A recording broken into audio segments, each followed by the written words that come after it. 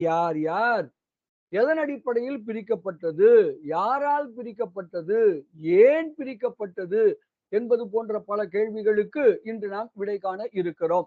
முதலில் குறட்பா என்ன என்று பார்த்து விடுவோம். குறட்பா திரிமலத்தார் ஒன்று அதனில் சென்றார்கள் அன்றி ஒரு மலத்தாராயும் உளர். இதுதான் அந்த 12வது குறட்பா. 2வது அதிகாரம், அதாவது உயிரவை நிலை எனும் அதிகாரத்திலே 2வது குறட்பாவை இப்பொழுது நாம் சிந்தனைக்கு எடுத்துக் கொண்டிருக்கிறோம். இதை எப்படி படிக்க வேண்டும் என்று திரையிலே கீழே கொடுத்திருக்கிறோம் பாருங்கள். கொண்டு கூட்டு என்று கொடுத்திருக்கிறோம். எப்படி படித்தால் இது நமக்கு விளங்கும் என்று பார்த்தால், ஆன்மாக்கள். இது சென்ற பாட்டிலிருந்து எடுத்துக்கிட்டோம் நம்ம. ஆன்மாக்கள் திரிமலத்தாராயும் உளர். அந்த குறட்பால 2வது வரியில ஒரு மலத்தாராயும்னு இருக்குல்ல, அந்த ஆயும் உளர். இத ஒவ்வொன்னோடையும் சேர்க்க போறோம்.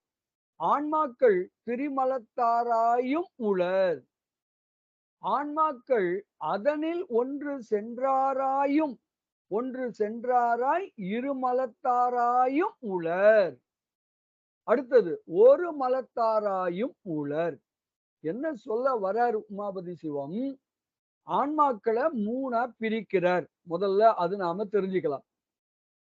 திரிமலத்தாராய் இருக்கிற ஆன்மாக்கள் ஒரு செக்ஷன், ஒரு பிரிவு. திரிமலங்கள் என்னென்ன நமக்கு தெரியும். ஆணவம், கன்மம், மாயை. இந்த ஆணவம், கன்மம், மாயை என்ற 3 மலங்கள் உடைய ஆன்மாக்கள் ஒரு பிரிவு. அதனில் ஒன்று சென்றராய் இருமலத்தாராயும் சில ஆன்மாக்கள் இருக்கின்றன. ஒண்ணு அதுல போயிடுச்சு. ஆணவம், கன்மம், மாயையில மாயை. அப்படின்னா என்ன இருக்கு? ஆணவம், கன்மம். இந்த 2 மலம் உடைய ஆன்மாக்களும் இருக்கின்றன. அப்புறம் ஒரு மலத்தாராயும் உளர். அப்படின்னா என்னன்னா, அந்த 3 மலத்துல ஒரு மலம் மட்டும் தான் இருக்கு. இப்ப எதுவும் இல்ல. கன்மமும் இல்ல. அப்ப எது மட்டும் தான் இருக்கு? ஆணவம் மட்டுமே இருக்கிறது. அப்போ ஆணவம் மட்டுமே உடைய உயிர்களும் இருக்கின்றன. இவ்வளவுதாங்க இந்த பாடல்ல சொல்லப்பட்டிருக்கிற கருத்து. ஆன்மாக்கள் 3 மலங்கள் உடைய ஆன்மாக்களும் இருக்கின்றன. 2 மலங்கள் உடைய ஆன்மாக்களும் இருக்கின்றன. ஒரே ஒரு மலம் உடைய ஆன்மாக்களும் இருக்கின்றன.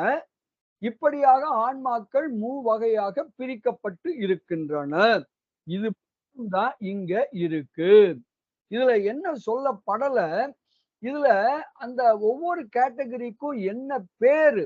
3 மலம் உடையவர்களுக்கு என்ன பெயர்? 2 மலங்கள் மட்டும் உடையவர்களுக்கு என்ன பெயர்? ஒரே ஒரு மலம் மட்டும் இருக்கக்கூடிய அந்த ஆன்மாக்களுக்கு என்ன பெயர்? அது இந்த பாடல்ல தெளிவாக இல்லை. அதன் பிறகு இந்த மூவகையாக யார் பிரிக்கிறா? ஏன் பிரிக்கிறாங்க? அத பற்றின குறிப்பும் இதுல நேரடியா இல்ல. இப்போ அத